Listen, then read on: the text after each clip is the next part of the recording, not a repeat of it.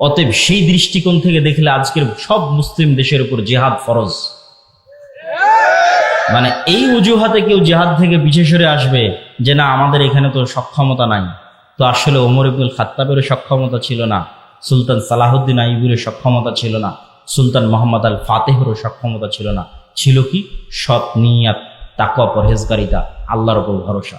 তোমাদের সক্ষমতা আছে কিন্তু তোমাদের তাকওয়া পরহেজগারিতা নাই, আল্লাহর উপর ভরসা নেই। যে গাজার শিশুদের কান্না যদি অভিশাপ হিসেবে পৃথিবীতে ফিরে আসে, এবং আসবেই, আজ হোক কাল হোক, আল্লাহ সুবহানাহু ওয়া তাআলা সেই প্রেক্ষাপট কিভাবে তৈরি করবেন আল্লাহ ভালো জানেন। তো সেই দিন শুধু ওই অভিশাপে ইসরাইল ধ্বংস হবে না, বরং এই গাজার শিশুদেরকে চোখের সামনে মৃত্যুবরণ করতে দেখেও যে মুসলিম শাসকরা পদক্ষেপ নেয়নি, তাদের রাজত্ব ধ্বংস হয়ে যাবে। এই জন্য দেখবেন যে জেরুজালেমে হামলা হচ্ছে, গাজায় হামলা হচ্ছে, বিশাল নিন্দা, বয়কট সবকিছু চলতেছে, মিছিল মিটিং সবই হচ্ছে, কিন্তু দেখবেন তাকওয়া পরহেজগারিতার বেলায়, নামাজের বেলায় নাই। তাহলে আপনি ওই মানদণ্ডে দাঁড়াতে পারছেন না যে মানদণ্ডের উপর বিজয় হবে, যে মানদণ্ডের উপর বিজয় হয়েছে। ক্ষমতা দিয়ে, মিছিল দিয়ে, দাপট দিয়ে, অস্ত্র দিয়ে বিজয় হয়নি। খালিদ বিন ওয়ালিদের যুদ্ধ দেখেন, ইয়ারমুকের যুদ্ধ দেখেন, মুতার যুদ্ধ দেখেন, কোথায় কয়েক লক্ষ সেনাবাহিনী, কোথায় কয়েক হাজার। সুলতান সালাহুদ্দিন আইয়ুবের হিত্তিনের যুদ্ধ দেখেন, কোথায় কয়েক লক্ষ প্রশিক্ষিত নাইট যোদ্ধা, আর কোথায় মরুভূমির এক প্রান্ত থেকে আর এক প্রান্ত ঘুরে বেড়ানো এক অসহায় মরুবিদুইন। মাত্র কয়েক হাজার সৈন্যবাহিনী সুলতান সালাহুদ্দিন আইয়ুবের হাতে। তুরস্কের ইস্তাম্বুল বিজয় পড়েন সুলতান মোহাম্মদ আল ফাতেহ। বাইজেন্টাইন সাম্রাজ্যের যে কেন্দ্র রাজধানী তুরস্কের ইস্তাম্বুল, কিভাবে উনি বিজয় করেছেন? ওনার কি বা ক্ষমতা ছিল? কোনো ক্ষমতা ছিল না। সবগুলো বিজয় হয়েছে তাকওয়া, পরহেজগারিতার, আল্লাহর উপর ভরসা। অতএব সেই দৃষ্টিকোণ থেকে দেখলে আজকের সব মুসলিম দেশের উপর জিহাদ ফরজ। মানে এই অজুহাতে কেউ জিহাদ থেকে পিছিয়ে সরে আসবে যে না আমাদের এখানে তো সক্ষমতা নাই, তো আসলে ওমর ইবনুল খাত্তাবেরও সক্ষমতা ছিল না, সুলতান সালাহুদ্দিন আইয়ুবের সক্ষমতা ছিল না, সুলতান মোহাম্মদ আল ফাতেহেরও সক্ষমতা ছিল না। ছিল কি? সৎ নিয়াত, তাকওয়া, পরহেজগারিতা, আল্লাহর উপর ভরসা। তোমাদের সক্ষমতা আছে কিন্তু তোমাদের তাকওয়া পরহেজগারিতা নাই, আল্লাহর উপর ভরসা নেই। সম্মানিত উপস্থিতি, তাহলে কেন আজ মুসলমানদের এই অবস্থা? তার একটা উদাহরণ তো পেয়ে গেলেন, যে ক্ষমতা দিয়ে মুসলমানেরা কোনোদিন বিজয় হয়। ক্ষমতা দিয়ে যদি বিজয় হতো তাহলে বাংলাদেশের ছাত্ররাও এই সরকারকে সরাতে পারত না, কেননা একদিকে ছিল ওপেন রাইফেল আর একদিকে খালি হাত। এতে সম্পূর্ণ অসামঞ্জস্য। কিন্তু ওই যে যখন মানুষ শক্ত সিদ্ধান্ত নেয়, আল্লাহর উপর ভরসা করে, তখন আল্লাহ সুবহানাহু ওয়া তাআলা রাস্তা সহজ করে দেয়। ওই জন্য আল্লামা ইকবালের একটা কবিতা আছে कि काफिर है तो शमशीर पे करता है भरोसा। কাফেরেরা তরবারির উপর ভরসা করে, আর মৌমিন হয় তো বেতেগ ভি লড়তা है সিপাহী। আর যদি মুমিন হয় তো ঢাল তলোয়ার ছাড়াই যুদ্ধের মাঠে ঝাঁপিয়ে পড়ে, কেননা মুমিনের কাছে শাহাদতের মৃত্যু সবচেয়ে প্রিয়। এবং আল্লামা ইকবালের আরো একটা কবিতা আছে এই বিষয়টাকে তুলে ধরার জন্য, তো হুনার আজমা হাম জিগার আজমায়েঙ্গে। তোর কাছে অস্ত্র আছে, তুই তোর রাইফেল আর বম যত আছে সব পরীক্ষা কর, আর আমরা কিসের পরীক্ষা দিব? আমরা হচ্ছে জীবনের পরীক্ষা দিব। তোর রাইফেলের গুলিতে মরে যাব, তোর বমের আঘাতে শহীদ হয়ে যাব, কতগুলো মারবি, মেরে ফেলে। তো হুনার আজমা হাম জিগার আজমায়েঙ্গে, তোর হাতে রাইফেল আছে, আমার কলিজা আছে। এটা আল্লামা ইকবালের কবিতা। তো যখনই মানুষ মৃত্যুকে পরোয়া করে না এবং মৃত্যুকে পেছনে ফেলে দিয়ে সামনের দিকে আগায়, তখন বিজয় সুনিশ্চিত।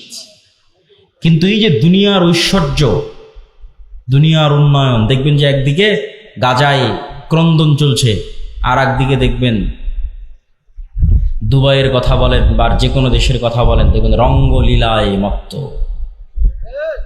তো ওই দুনিয়ার ওই নেশা ছেড়ে দিয়ে কিভাবে জেহাদে অবতীর্ণ হবে? তখনই অবতীর্ণ হতে পারবে যখন দুনিয়ার এই মূল্যটা হারিয়ে যাবে। এই জন্য আল্লাহ শিক্ষা দেন, মানে জেহাদে অবতীর্ণ হওয়ানোর জন্য আল্লাহ শিক্ষা দেন। শাস্তি না পেলে ঠিক হয় না মানুষ। সিরিয়ার মানুষজন বিজয় হয়েছে, 20 বছর থেকে যুদ্ধ করতেছে। আফগানিস্তানেরা বিজয় হয়েছে 30 বছর থেকে যুদ্ধ করতেছে, মানে মরতে মরতে মরতে মরতে মরতে মরতে তারা মরা শিখেছে। ফিলিস্তিনের মানুষেরও বিজয় হবে, তারাও জানের কুরবানি দিচ্ছে। কিন্তু যারা এই তামাশা দেখছে তাদের উপরও কিন্তু এই শাস্তি আযাব নেমে আসবে, নেমে আসার আগে যতক্ষণ সতর্ক না হবে। তাহলে এখানে আরেকটা বিষয় আমাদের মনে রাখতে হবে যে আমরা এই অবস্থায় দাঁড়িয়ে কেন, এই গোলামির জিঞ্জির আমাদের গলায় কেন। যে গাজার শিশুদের কান্না যদি অভিশাপ হিসেবে পৃথিবীতে ফিরে আসে, এবং আসবেই, আজ হোক কাল হোক, আল্লাহ সুবহানাহু ওয়া তাআলা সেই প্রেক্ষাপট কিভাবে তৈরি করবেন আল্লাহ ভালো জানেন। তো সেই দিন শুধু ওই অভিশাপে ইসরাইল ধ্বংস হবে না, বরং এই গাজার শিশুদেরকে চোখের সামনে মৃত্যুবরণ করতে দেখেও যে মুসলিম শাসকরা পদক্ষেপ নেয়নি, তাদের রাজত্ব ধ্বংস হয়ে যাবে।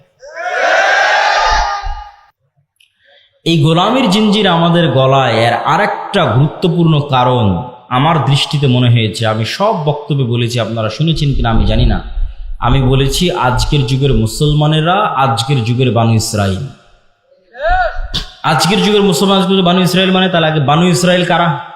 পবিত্র কোরআন খোলেন, পবিত্র কোরআনের সূরা বাকারার একটা বড় অংশ জুড়ে আল্লাহ বানু ইসরাইলদের কথা বর্ণনা করেছে। তো বানু ইসরাইলদের কথা আল্লাহ কোরআনে বর্ণনা করেছে, আমি দুই একটা বলি তাহলে বুঝবেন বানু ইসরাইল কারা। এবার ওদের সাথে আমাদের মিলাবেন। বানু ইসরাইলের বর্ণনা আল্লাহ দিচ্ছে যে বানু ইসরাইলেরা চোখের সামনে দেখলো যে ফেরাউন ডুবে গেল। বানু ইসরাইলেরা চোখের সামনে দেখলো যে ফেরাউন ডুবে গেল। চোখের সামনে ফেরাউনকে ডুবতে দেখার পরও বানু ইসরাইলরা মুসা আলাইহিস সালামকে বলছে, লান নুমিনা লাকা হাত্তা নারাল্লাহ জাহরা, মুসা তোমার আল্লাহর উপর ততক্ষণ ঈমান আনবো না যতক্ষণ না তোমার আল্লাহকে নিজে চোখে না দেখবো। বলে নাউজুবিল্লাহ, তুই এর চেয়ে বড় কি দেখবি? তোর চোখের সামনে ফেরাউন ডুবে গেল, সমুদ্রের মধ্যে 12টা রাস্তা তৈরি হলো, এবং যে 12টা রাস্তা দিয়ে তোরা পার হয়ে গেলি, সেই 12টা রাস্তা যখন ফেরাউন পার হতে লাগলো তখন সে 12টা রাস্তা পানিতে মিশে ফেরাউন ডুবে গেল। এরপরে কেমনে একটা জাতি বলতে পারে ততক্ষণ তাওরাতে বিশ্বাস করবো না যতক্ষণ আল্লাহকে সচক্ষে না দেখছি? শুধু কি তাই,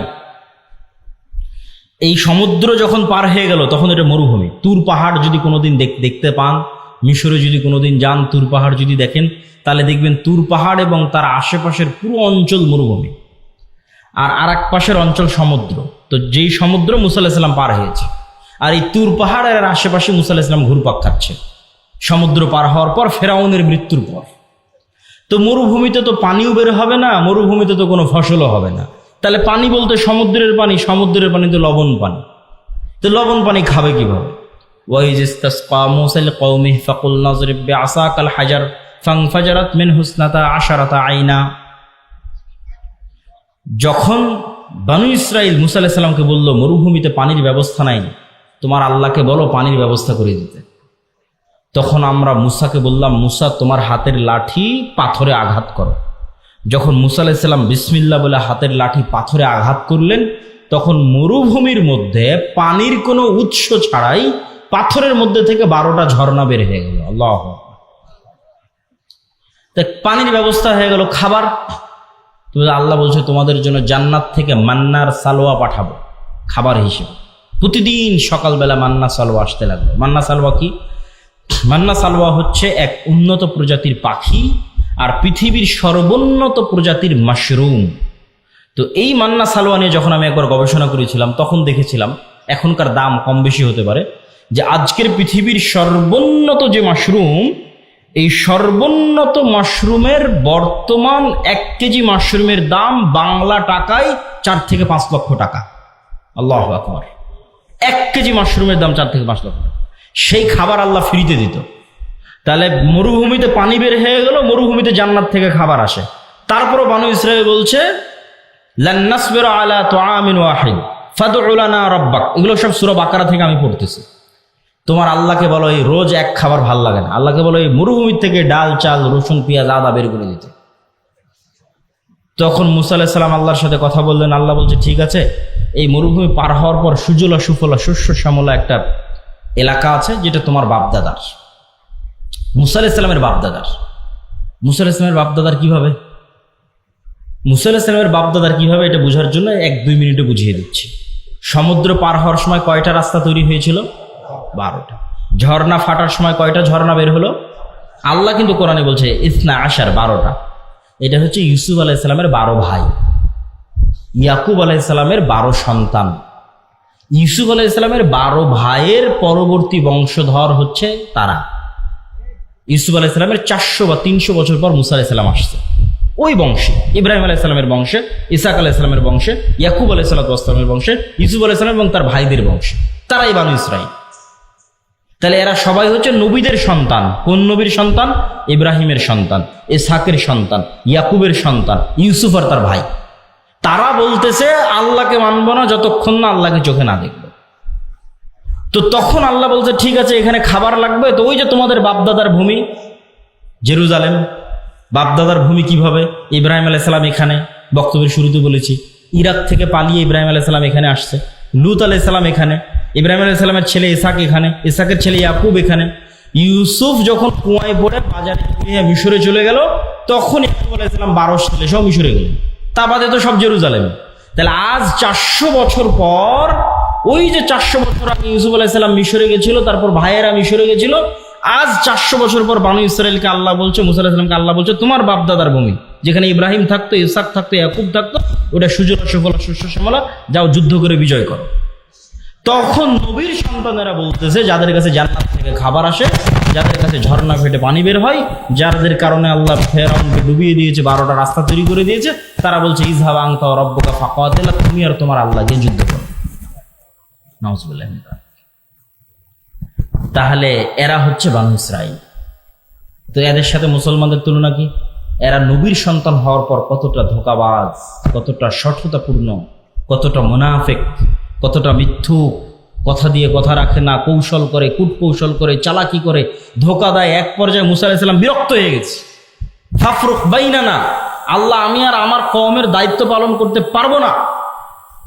মুসা আলাইহিস সালাম রিজাইন পত্র দিয়ে দিয়েছে, পদত্যাগ পত্র জমা দিয়ে দিয়েছে, ক্লান্ত হয়ে গেছে। তো ওরা যেমন, ওই বানু ইসরায়েলেরা যেমন মিথ্যুক, ধোঁকাবাজ, সঠতা, মুনাফিক হয়ে গেছিল, আজকের যুগের মুসলমানেরা তাই হয়ে গেছে। এটা আপনি আপনারা আশেপাশে যে কোনো জায়গায় তাকালে দেখতে পাবেন যে হুবহু বানু ইসরায়েলের চরিত্র মুসলমানদের মধ্যে চলে এসেছে। আর এই কারণেই আল্লাহ বানু ইসরায়েলের এত লম্বা ঘটনা কোরআনে বলে রেখেছে, কেন আল্লাহ জানে একদিন উম্মতে মুহাম্মাদি বানু ইসরায়েল হবে। তো এটা পড়ে যেন শিখি, এদের ঘটনাগুলো পড়ে যেন শিখি, আল্লাহ জানে যে উম্মতে মুহাম্মাদিন বানু ইসরায়েল হয়ে যাবে। এই জন্য রাসূলুল্লাহ সাল্লাল্লাহু আলাইহি ওয়াসাল্লাম বলেছেন আয়াতুল মুনাফিক সালাসা, মুনাফিকের আলামত 3টা। কথা বললে মিথ্যা বলে, গালি দেয়, ওয়াদা ভঙ্গ করে, মিথ্যা বলে, এগুলো হচ্ছে মুনাফিকের আলামত। এবার আপনি আপনার আশেপাশে দেখেন, নামাজ ঠিক আছে, দাড়ি ঠিক আছে, টুপি ঠিক আছে, হজ ঠিক আছে, ওমরা ঠিক আছে, সব ঠিক আছে। এমনকি ফিলিস্তিনের গাজায় যদি যান, মিশরে যদি যান, দেখবেন যে সব কিছু ঠিক আছে, কিন্তু একটা জায়গায় ধরা খেয়ে যাবে। দেখবেন যে নিজের মুসলমান ভাইয়ের রক্তের উপর বিক্রি করে দালালি চলতেছে। একটা টাকা আপনি মিশর থেকে গাজায় পাঠাবেন, শুধু সিন্ডিকেট আর দালালের কারণে এই টাকাটা গাজার মধ্যে যেতে যেতে যেতে যেতে যেই পরিমাণে দাম বাড়ে, মিশরে যদি 500 পাউন্ডে একটা খাসি কিনতে পাওয়া যায়, তাহলে গাজার মধ্যে ঢুকতে ঢুকতে ঢুকতে ঢুকতে শুধু সিন্ডিকেট দালাল, সিন্ডিকেট দালাল, সিন্ডিকেট দালাল, ঢুকতে ঢুকতে এই টাকায় ওই খাসি আর 5000 পাউন্ডও খুঁজে পাওয়া যাবে। অথচ এই সমস্ত সিন্ডিকেট এবং দালালেরা মুসলমান, এরা এই দালালি আর সিন্ডিকেটের ব্যবসা করতেছে। আর মরা যে ভাই এখন মরবে, খাবার পায় না, ওই ভাই যে মৃত্যুন্মুখ, তার মুখে খাবার দিতে হবে, তার টাকার সাথে ব্যবসা করতেছে। এ হলো মুসলমান বানু ইসরাইল, মিথ্যুক, ধোঁকাবাজ, সঠতাপূর্ণ, দুর্নীতিবাজ। এই জন্য এগুলো জালসা সম্মেলনের গত 16 বছর কত এমপি, মন্ত্রী, মিনিস্টার, চেয়ারম্যান, মেম্বার, এগুলোর অতিথি, বিশেষ অতিথি, এসি, ডিসি, ওসিল্যান্ড, এসপি ছিল, যে বলা যায় 80-90% বেশি এগুলো জালসা, মাদ্রাসা, মসজিদ, এগুলোর কমিটির সভাপতি, সেক্রেটারি, আর অন্তত 50% বেশি উমরাকারী হাজি, আর অন্তত 10% আছে তাহাজ্জুদের সালাত আদায়কারী। কিন্তু নিজ নিজ দায়িত্বের জায়গায় সবগুলো মিথ্যুক, চোর আর বাটপার। ভারতে গত কিছুদিন পূর্বে একটা আইন বাস্তবায়ন করেছে, ওয়াকফ অ্যামেন্ডমেন্ট বিল, ওয়াকফ সংশোধনী বিল। তো আমরা মসজিদ মাদ্রাসার নামে জমি ওয়াকফ করি, এই ওয়াকফ আইন বহুদিন থেকে চলে আসতেছে। তো ভারতে মুসলমানদের ওয়াকফ সম্পত্তি অনেক, কয়েক লক্ষ বিঘা সম্পত্তির মালিক মুসলমানেরা ওয়াকফ হিসেবে। তো এগুলোর উপর মসজিদ প্রতিষ্ঠিত, মাদ্রাসা প্রতিষ্ঠিত। তো মুসলমানদের এই সম্পত্তিগুলো কিভাবে দখল করে নেওয়া যায়, ঠিক যেভাবে ব্রিটিশরা চিরস্থায়ী বন্দোবস্ত বা বাজেয়াপ্ত, যে লাখেরাজ সম্পত্তি বাজেয়াপ্তকরণ যে আইন বাস্তবায়ন করেছিল ব্রিটিশরা এই দেশে আসার পর, লাখেরাজ মানে যে সম্পত্তির খাজনা লাগতো না, কর লাগতো না। লা খারাজা, এটা আরবি শব্দ, খারাজ মানে কর, ট্যাক্স, সেটাকে বাংলা হয়ে গেছে লাখেরাজ। লাখেরাজ সম্পত্তি বাজেয়াপ্ত করো। তো অকৃত সম্পত্তির কোনো ট্যাক্স কর দিতে হতো না মোগল শাসন আমলে। তো সেগুলো সব মসজিদ মাদ্রাসার নামে অক্ফ ছিল। পুরো ভারত, পাকিস্তান, বাংলাদেশের 5/1 সম্পত্তি মসজিদ মাদ্রাসার নামে অক্ফ ছিল মোগল শাসন আমলে। এখন কিন্তু আর ওগুলো একটাও পাবেন না। এখন যত মাদ্রাসায় দেখেন সব 100, 150, 200, মসজিদ দেখেন 100, 150, 200। দুই একটা খুব পুরাতন মসজিদ 500 বছরের পাওয়া যেতে পারে, কেননা সব সম্পত্তি ব্রিটিশরা বাজেয়াপ্ত করে সরকারি কোষাগারে দিয়ে দিয়েছিল এবং জমিদারদের মধ্যে বন্টন করে দিয়েছিল। ফলত সব মসজিদ মাদ্রাসা একদিনে সম্পত্তিবিহীন হয়ে গেছিল। ঠিক একইভাবে আজকের ভারত সরকার মুসলমানদের এই গত 150-200 বছরে যে সম্পত্তিগুলো তারা ওয়াকফ করেছে, মোগল শাসনামলে যেগুলো করেছিল সেগুলো তো ব্রিটিশরা খেয়ে নিয়েছে। ব্রিটিশদের পর থেকে মুসলমানেরা যে গত 150-200 বছরে যা ওয়াকফ করেছে সেটা ধ্বংস করার এবং সেটা খাওয়ার জন্য সকল বন্দোবস্ত সম্পূর্ণ, এবং মুসলমানদেরকে তাদের ধর্মীয় প্রতিষ্ঠানে সম্পূর্ণরূপে পঙ্গু করে দেওয়ার সকল রাস্তা তৈরি করা শেষ। এবং বিদ্বেষ কোন পর্যায়ে গেলে বাদশাহ আলমগীরের মতো একজন মহৎ বাদশার কবর পর্যন্ত খুঁড়ে তার লাশকে পর্যন্ত, মানে লাশের উপর পর্যন্ত রাগ মিটানোর যে খাহেশ, যে আগ্রহ, এই বিদ্বেষ কোথায় গেলে এই আগ্রহ হতে পারে? সম্মানিত উপস্থিতি, এখান থেকে কি বলতে চাচ্ছিলাম এই ভারতের মুসলমানদের যদি আপনি বাঁচাতে না পারেন তো একদিন আপনিও বাঁচবেন না। রোহিঙ্গার মুসলমানদের যদি আপনি বাঁচাতে না পারেন তো একদিন আপনিও বাঁচবেন না। আজকে আরব বিশ্ব যদি গাজার মুসলমানদের বাঁচাতে না পারে তো একদিন তারাও বাঁচবে না। এটা পৃথিবীর নিয়ম। আপনি যদি নিজে বাঁচতে চান তাহলে আগে আপনার প্রতিবেশীকে বাঁচাতে হবে। আপনার পাশে যে বাড়িতে আগুন লেগেছে সেই বাড়ির আগুন নিভাতে হবে, না হলে সে আগুন আস্তে আস্তে আস্তে আস্তে আপনার বাড়িতে চলে আসবে। তাহলে আপনি যদি স্বাধীন থাকতে চান তাহলে আপনার পার্শ্ববর্তী দেশ রোহিঙ্গা মুসলমানদের স্বাধীনতা নিশ্চিত করতে হবে, ভারতের মুসলমানদের স্বাধীনতা নিশ্চিত করতে হবে, আরব বিশ্বের মুসলমানদের, গাজার মুসলমানদের স্বাধীনতা নিশ্চিত করতে হবে, তাহলে তারাও স্বাধীন থাকবে। না হলে যেই বিস্ফোরা, ইসরায়েলের যে বিস্ফোরা, আজকে মনে করছেন গাজাকে মাটির সাথে মিশিয়ে দিয়েছে, কালকে জর্ডানকে মাটির সাথে মিশিয়ে দিবে না, লেবাননকে মাটির সাথে মিশিয়ে দিবে না, সিরিয়াকে মাটির সাথে মিশিয়ে দিবে না, এর কোনো গ্যারেন্টি নেই। এই জন্য মুসলমানদের সতর্ক হওয়া অতীব জরুরি। এখান থেকে আমাদের পরের প্রশ্ন, পরের শিক্ষার বিষয় হচ্ছে, কেন মুসলমানদের আজ এই অবস্থা? এই যে সমগ্র বিশ্বে মুসলমানদের উপর জুলমের স্টিং রোলার চলছে, মায়ানমারের আরাকান থেকে পার্শ্ববর্তী দেশ ভারত থেকে আরব বিশ্বের ইসরায়েল পর্যন্ত, চায়নার উইঘুর মুসলমান পর্যন্ত, সমগ্র বিশ্বে মুসলমানদের উপর যে জুলমের স্টিম রোলার চলছে, মুসলমানেরা এইভাবে গোলাম কিভাবে হয়ে গেল? এর পিছনের কারণ কি এবং এটার থেকে মুসলমানেরা মুক্তি পাবে কিভাবে? এর পিছনের কারণ এবং এর থেকে মুক্তি পাওয়ার মানদণ্ড যদি আমরা দাঁড় করাই, ফিলিস্তিন দিয়ে দাঁড় করানো যাবে। কিভাবে ফিলিস্তিন দিয়ে দাঁড় করানো যাবে? আগে আপনাকে এই ফিলিস্তিনের মাটির গুরুত্বটা বুঝতে হবে। যে আয়াত আমি তেলাওয়াত করেছি, আল্লাহ বলছেন, সুবহানাল্লাযী আসরা বিআবদিহি লাইলাম মিনাল মাসজিদিল হারাম ইলাল মাসজিদিল আকসা। মহাপবিত্র সেই আল্লাহ যে তার বান্দাকে মক্কার হারাম থেকে, মানে মুহাম্মদ সাল্লাল্লাহু আলাইহি ওয়াসাল্লামকে মক্কার হারাম থেকে রাতের অন্ধকারে ওই মসজিদে আকসায় নিয়ে গেছেন, যেই মসজিদে আকসার চতুর্দিক আল্লাহ বরকত দিয়ে ঘিরে রেখেছে। আল্লাহু আকবার। কোরআনের আয়াতের অনুবাদ করলাম, বারাকনা হাওলা, যে মসজিদে আকসার চারিদিক আল্লাহ বরকত দিয়ে ঘিরে রেখেছে।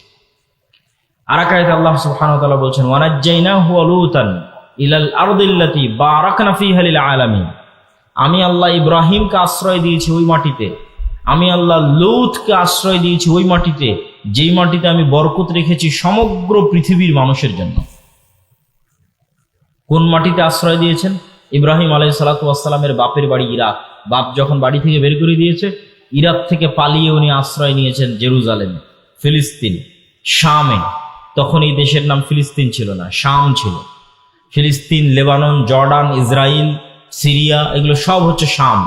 হাদিসে যেখানে শাম আসবে, তথা বাংলায় যেখানে, ইংরেজিতে যেখানে আমরা সিরিয়া বলবো, এগুলো সব তার অন্তর্ভুক্ত। ফিলিস্তিন শামের অন্তর্ভুক্ত, লেবানন শামের অন্তর্ভুক্ত, ইসরায়েল শামের অন্তর্ভুক্ত, জর্ডান শামের অন্তর্ভুক্ত, সিরিয়া নিজেও শামের অন্তর্ভুক্ত।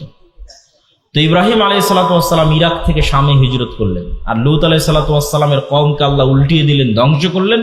তখন লূত আলাইহিসসালাম ঈমানদারদের নিয়ে শামে আশ্রয় নিলেন, তথা জেরুজালেম, মসজিদে আকসা এবং তার পার্শ্ববর্তী অঞ্চলে আশ্রয় নিলেন।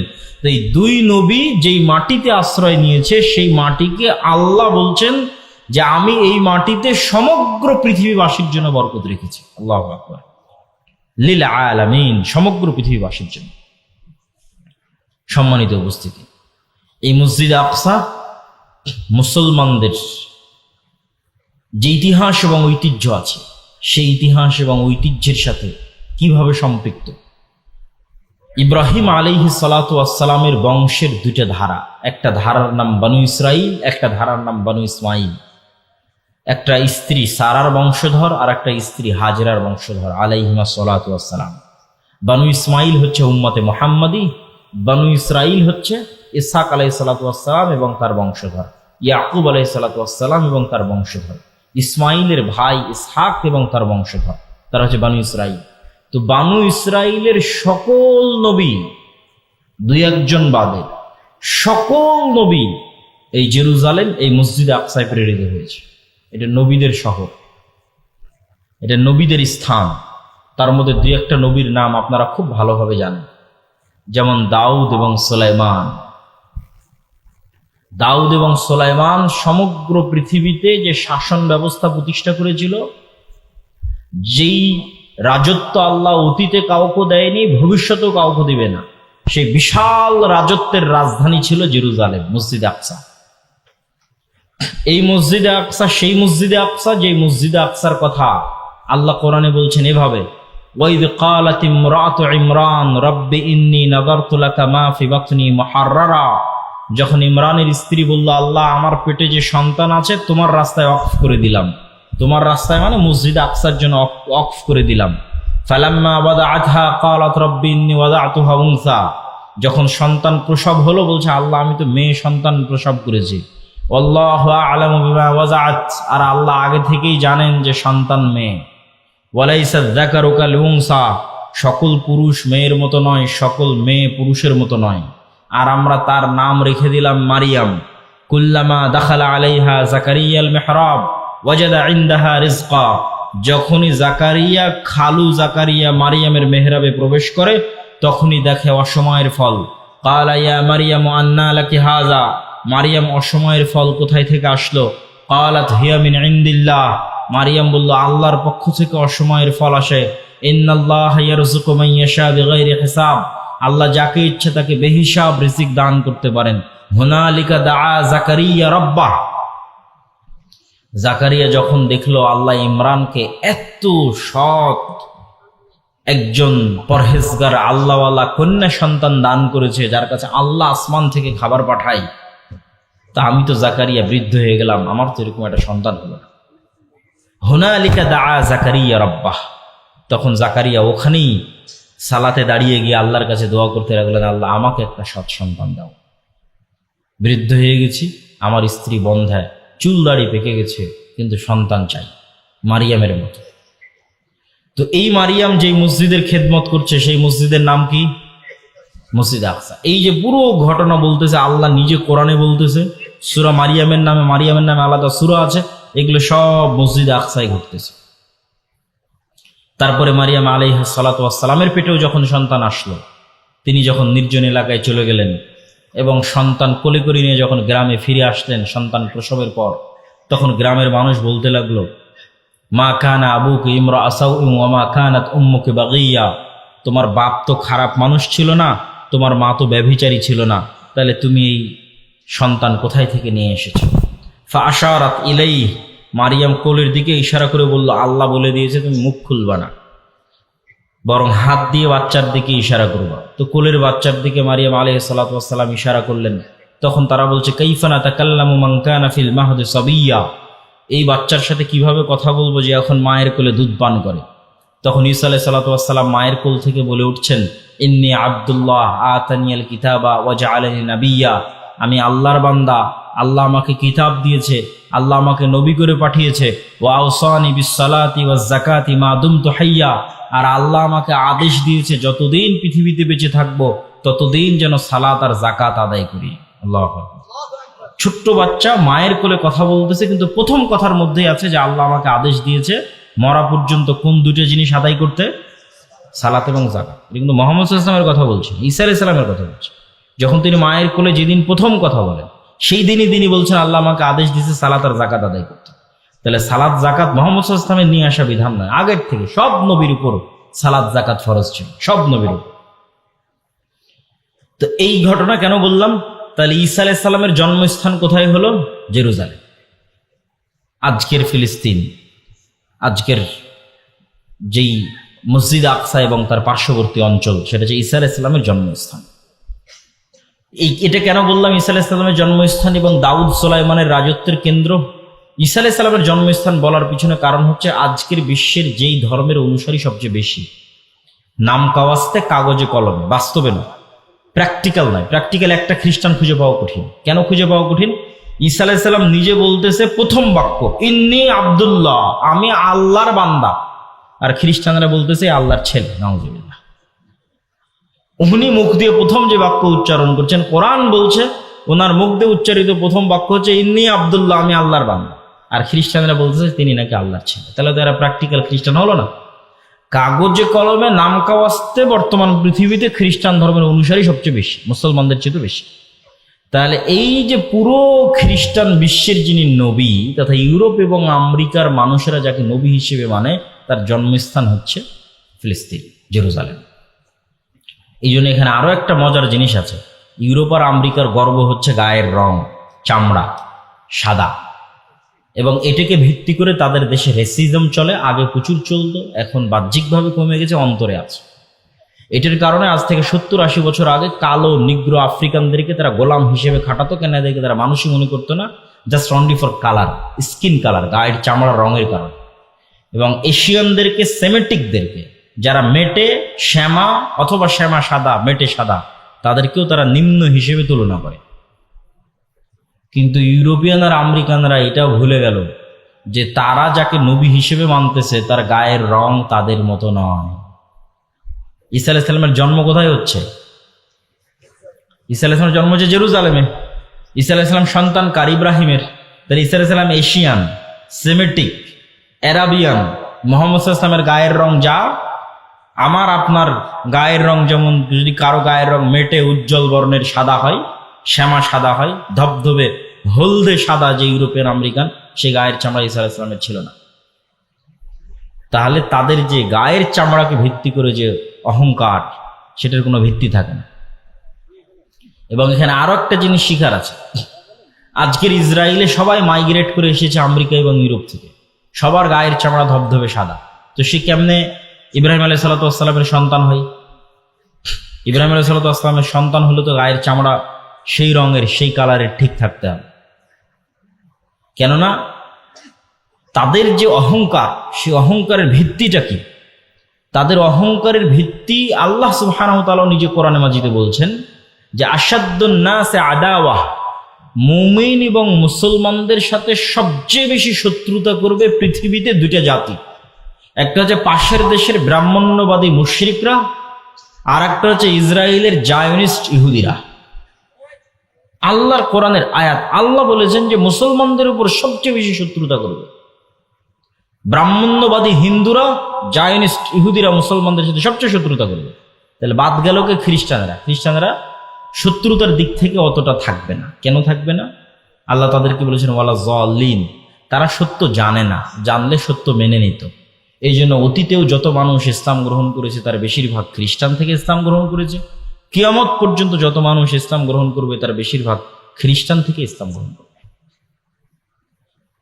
কেননা তারা সত্য জানে না, জানলে মানবে। এই জন্য দেখবেন যে আজকের ইউরোপ আমেরিকায় সব নন মুসলিমরা মিছিল করতেছে ফিলিস্তিনের পক্ষে, যাদের নাম দিয়েছে ট্রাম্প সরকার বা ইসরায়েলের সরকার বা ইসরায়েলের মিডিয়া প্রো প্যালেস্টাইনিয়ান।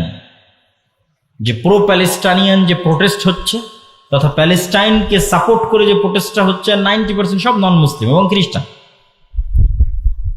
এইটা আজ থেকে 10-15 বছর আগে দেখা যায়নি কেন? আজ থেকে 10-15 বছর আগে মিডিয়া কুক্ষিগত ছিল। বিবিসি, সিএনএন নিজস্ব যে মিডিয়ার চ্যানেল সেটা কুক্ষিগত ছিল। এখন তো ইনস্টাগ্রাম, টুইটার, ফেসবুক ওপেন, সারা পৃথিবীর মানুষ দেখতে পাচ্ছে যে এখানে জুলম হচ্ছে। ওই যে আল্লাহ বলেছে ওয়ালা যালিন, খ্রিস্টানরা পথভ্রষ্ট, জানলে কথা বলবে। তো খ্রিস্টানরা যখন জানতেছে যে এখানে জুলম হচ্ছে, চোখের সামনে দেখতে পাচ্ছে যে গাজাতে জুলম হচ্ছে, তখন তারাও মিছিল মিটিং করতেছে। এই জন্য মিডিয়ার পাওয়ার আছে। আপনি যদি মনে করেন আমেরিকাকে একচাটিয়ে দোষ দিবেন যে আমেরিকা ইসরায়েলকে সাপোর্ট দিচ্ছে, দোষ দেওয়া যাবে, তবে এর আর একটা ব্যাখ্যাও আছে। আর একটা ব্যাখ্যা হচ্ছে আমেরিকা ইসরায়েলকে তার জুলম হিসেবে যতটা না তাকে সাপোর্ট দেয়, অথবা জুলম হিসেবে যদি সাপোর্ট দেয়, তো তার পাশাপাশি একটা বড় অংশ থাকে সফট কর্নার। সে সফট কর্নারটা কি?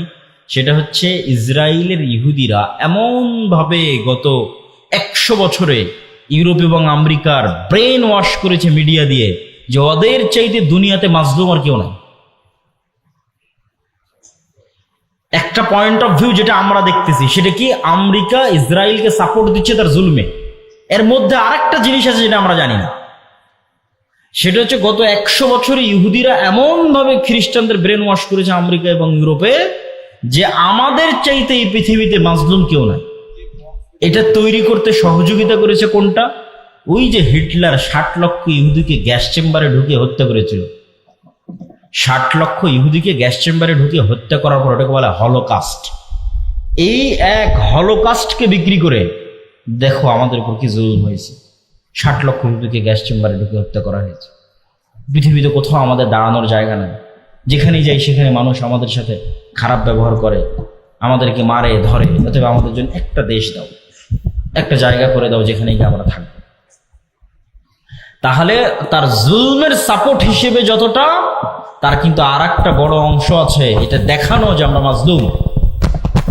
ঠিক এই কাজটাই কিন্তু এখন মুসলমানেরা একটু হলেও সাকসেস হচ্ছে, যে গাজার মানুষেরা মাজলুম, এখানে ইসরায়েল হচ্ছে জালেম এবং গাজার মানুষেরা মাজলুম। এটাই ওপেন সোশ্যাল মিডিয়ার এই সোর্সিং থাকার কারণে ইউরোপ এবং আমেরিকার যারা সাধারণ মানুষ তাদের পক্ষে এই বিষয়টা বোঝা এবং গ্রহণ করা সহজ হচ্ছে এবং তারা এটার পক্ষে অবস্থানও প্রকাশ করতেছে। তো তাদের লজিকটা বলতে চাচ্ছিলাম যে ইসরায়েল বা ইহুদি বা ব্রাহ্মণ্যবাদী যে দুইটা জাতির কথা আল্লাহ বলল যারা মুসলমানদের সাথে সবচেয়ে বেশি শত্রুতা করবে, লজিকটা কি? লজিকটা হচ্ছে সুপারিয়রিটি থিওরি।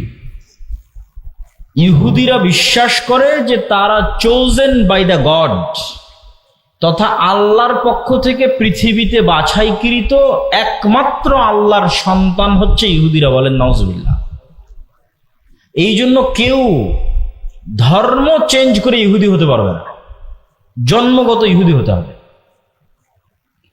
এই কারণে তারা বাদে, যেহেতু তারা চোজেন বাই দ্য গড, আল্লাহ কর্তৃক বাছাইকৃত আল্লাহর সন্তান, তাদের বিশ্বাস অনুযায়ী এই জন্য তারা বাদে আর বাকি পৃথিবীর সবাই হচ্ছে গরু, ছাগল, মহিষ, ভেড়া, বকরি অথবা পশু প্রাণী নয়। এদের জবাই করলেই কি, আর এদের স্ত্রী সন্তানদের ধর্ষণ করলেই কি। যেমন গাজার 50,000 মানুষকে হত্যা করে ওদের কোনো ফিলিংস কাজ করেনি, ওরকম 50,000 সুযোগ পেলে 50,000 খ্রিস্টানকে হত্যা করবে, কোনো ফিলিংস কাজ করবে না। কেননা তার ব্রেনে আছে সুপারিয়রিটি থিওরি। সে তার রব কর্তৃক বা আল্লাহ কর্তৃক বাছাইকৃত পৃথিবীর একমাত্র সন্তান, বাকি সব গোলাম। একই সুপারিয়রিটি থিওরি আমাদের পাশের দেশের ব্রাহ্মণ্যবাদীরা বিশ্বাস করে। এরা বিশ্বাস করে কি, যে আমরা তাদের বিশ্বাস অনুযায়ী আমরা ভগবানের মাথা থেকে তৈরি হয়েছি। এই জন্য কেউ নতুন করে ধর্ম চেঞ্জ করে ব্রাহ্মণ হতে পারবে না। ব্রাহ্মণ জন্মগত হতে হবে, লিগ্যাসি বংশগত হতে হবে। তো ব্রাহ্মণরা কোত্থেকে তৈরি হয়েছে? ভগবানের মাথা থেকে তৈরি হয়েছে। আর বাকি ক্ষুদ্র, তারপরে হচ্ছে কি বলে বৈশ্য, ক্ষত্রিয়, যত ওদের যে জাত পাতের যে ভেদ আছে, নিম্ন শ্রেণীর হিন্দু যারা আছে, বলি দেওয়া লাগলে ওদের ছেলে মেয়েকে বলি দাও, যা করা লাগবে সব ওদের, কাজ করবে ওরা, খাটবে ওরা, ব্রাহ্মণেরা বসে থেকে খান, বাকি সব গোলাম। এটাই কিন্তু হিন্দু কালচার। এবং এই কারণেই কিন্তু বাংলাদেশের মুসলমানেরা এত বেশি মুসলমান হয়েছে। কেন? বাংলাদেশের মুসলমানেরা বেশিরভাগ নিম্ন বর্ণের হিন্দু ছিল। যখন বিদেশ থেকে মুসলমানেরা এই দেশে প্রবেশ করেছে, তখন এই দেশের হিন্দুরা দেখেছে এর চাইতে সাম্যতার ধর্ম, এর চাইতে সমতার ধর্ম, এর চাইতে মানবতার ধর্ম, যেখানে রাজা কি, বাদশাহ কি, আমির কি, প্রজা কি, এক সিস্টেমে, এক কাতারে, এক মসজিদে, কেউ বলতে পারবে না যে এই মসজিদে ওই জায়গাটা আমার, কেউ আগে জায়গা না যাক, এই জায়গাটা আমার, এখানে যেন কেউ না বসে। কোনো ক্ষমতা নাই, রাজা বাদশাহ কারো ক্ষমতা নাই। মসজিদে যে যেভাবে প্রবেশ করেছে, সে যেভাবে জায়গা পেয়েছে, সে সেখানে বসবে, সে সেখানে সালাত আদায় করবে, পায়ের সাথে পা মিলাবে। এই যে ইসলামের মধ্যে কালারকে কেন্দ্র করে, জন্মগতকে কেন্দ্র করে, কোনো কিছুকে কেন্দ্র করে যে কোনো ভেদাভেদ নাই, যে রাসূল সাল্লাল্লাহু আলাইহি সাল্লাম হাদিসে বলেছে লা ফাজলা লিআরাবিয়্যিন আলা আজামিয়্যিন ওয়ালা লিআজামিয়্যিন আলা আরাবিয়্যিন, যে কোনো আরবের ন্যূনতম প্রাধান্য নাই কোনো অনারবের উপর, কোনো অনারবের ন্যূনতম প্রাধান্য নাই কোনো আরবের উপর, কোনো কালো রঙের মানুষের ন্যূনতম প্রাধান্য নাই সাদা রঙের মানুষের উপর, কোনো সাদা রঙের মানুষের ন্যূনতম প্রাধান্য নাই কোনো কালো বর্ণের মানুষের উপর। এই যে বিশ্বের সবচেয়ে শ্রেষ্ঠ মানুষকে শুধুমাত্র আদম সন্তান হিসেবে ট্রিট করা, যদি জো বাইডেন, তো জো বাইডেনও আদম আলাইহিস সালামের সন্তান, ডক্টর ইউনুস, তো ডক্টর ইউনুস আদম আলাইহিস সালামের সন্তান। বাই বর্ন, জন্মগতভাবে রক্তের দিক থেকে এরা সমান। গায়ের রঙের কারণে, কোন বংশে জন্মগ্রহণ করেছে, কোন এলাকায়, কোন দেশে জন্মগ্রহণ করেছে, এর কারণে মান সম্মানের কোনো কমতি হবে না। মান সম্মানের কমতি হবে কাজের কারণে, কর্মের কারণে। তো যখন এই অঞ্চলের নিম্নবর্ণের হিন্দুরা দেখলো যে তো এর চেয়ে শ্রেষ্ঠ ধর্ম আর হয় না, তখন দলে দলে ইসলাম গ্রহণ করেছে। তাহলে ওখানে ইহুদিদের সুপারিয়রিটি থিওরি, এখানে হিন্দুদের সুপারিয়রিটি থিওরি। ব্রাহ্মণ্যবাদী হিন্দু আর জায়নিস্ট ইহুদি, এরা হচ্ছে সুপারিয়রিটি থিওরিতে বিশ্বাস করে। এরা বাদে যেমন ব্রাহ্মণ্যবাদী হিন্দুরা মুখে বলুক আর না বলুক, তারা কি মনে করে? তারা মুসলমানদের মনে করে লেচ্ছ, জবন, অস্পৃশ্য। অস্পৃশ্য মানে যাকে টাচ করাও যায় না, এতটা অপবিত্র। শেখ মুজিবুর রহমান তার আত্মজীবনীতে লিখেছে, সে তার এক হিন্দু বন্ধুর বাড়িতে বেড়াতে গেছিল, এই কারণে ওর মা ওর খালারা মিলে ওই বাড়ি 7 বার করে ধুয়েছে, কেননা মুসলমান প্রবেশ করেছে ওই বাড়িতে। অস্পৃশ্য, যাকে স্পর্শ পর্যন্ত করা যায় না। এই সুপারিয়রিটি থিওরির কারণে আজকে তাদের এত অহংকার। এই জন্য মুসলমানদেরকে তারা পশু প্রাণী মনে করে না। আজকে গাজায় যা দেখছেন, এরকম অবস্থা যে বাংলাদেশে হবে না তার কোনো গ্যারেন্টি নেই। বাংলাদেশের ভাগ্য ভালো যে 24 জুলাইয়ের যে আন্দোলন, সেটার কারণে হয়তো বাংলাদেশের ওই ভাগ্য বরণ করা, গাজার ভাগ্য বরণ করা হয়তো আর 10, 15, 20 বছর, 50 বছর হয়তো পিছিয়ে গেছে। তবে মুসলমানদের জন্য সুযোগ আছে, বাংলাদেশের মুসলমানদের জন্য সুযোগ আছে, যে তারা যদি তাদের ঈমান, আমল, আকীদায় অটল এবং অটুট থাকে, তাহলে এটার থেকে বাঁচতে পারবে। আমি সে আলোচনাটাই করছিলাম, আবারও আলোচনার মূলে ফিরে যাই, যে আমরা মুসলমানদের এই যে অধঃপতন, এটার এই শিকার হয়েছে, এটার কারণ কি? আমি বলছিলাম যে এটার মানদণ্ড ফিলিস্তিন দিয়ে দাঁড় করানো যাবে। কিভাবে ফিলিস্তিন দিয়ে দাঁড় করানো যাবে? এই ফিলিস্তিন যখন ওমর রাদিয়াল্লাহু তাআলা আনহু বিজয় করে, এই ফিলিস্তিন যখন সালাহুদ্দিন আইয়ুবী বিজয় করে, তখন আপনি এবার ইতিহাস পড়েন কি ছিল ওমর রাদিয়াল্লাহু তাআলা আনহুর কাছে। আল্লাহর কসম করে বলতে পারি, আমি আল্লাহর কসম করে বলতে পারি, আজকে একটা মুসলিম দেশের যা ক্ষমতা আছে, তার 60% ক্ষমতা ওমর রাদিয়াল্লাহু তাআলা আনহুর ছিল না। আজকে সৌদি আরব, তুরস্ক, মালয়েশিয়া, পাকিস্তান, বাংলাদেশ, মিশর, এদের যে দুনিয়াবি যে ক্ষমতা আছে, তার 60% ক্ষমতা ওমর রাদিয়াল্লাহু তাআলা আনহুর ছিল না। রোমান এম্পায়ারের সাথে তুলনা করলে কিছুই না। তাহলে কি দিয়ে ওমর রাদিয়াল্লাহু তাআলা আনহু জেরুজালেম বিজয় করলেন? 12,000 মুজাহিদ জেরুজালেম ঘেরাও করে আছে 1 মাস থেকে, তার মধ্যে 4,000 সাহাবী। আবু উবাইদা ইবনুল জাররাহ চিঠি লিখেছে আমিরুল মুমিনিন খলিফাতুল মুসলিমিন ওমর ইবনুল খাত্তাবের কাছে, যে পাদ্রীরা বলছে আপনি না আসলে চাবি হস্তান্তর হবে না। ওমর রাদিয়াল্লাহু তাআলা আনহু মদিনা থেকে রওনা দিলেন জেরুজালেমের উদ্দেশ্যে, 1200 কিলোমিটারের পথ। যখন জেরুজালেমে প্রবেশ করতেছেন, তখন তিনি উটের রশি ধরে টানতেছেন, আর তার গোলাম উটের পিঠে বসে আছে।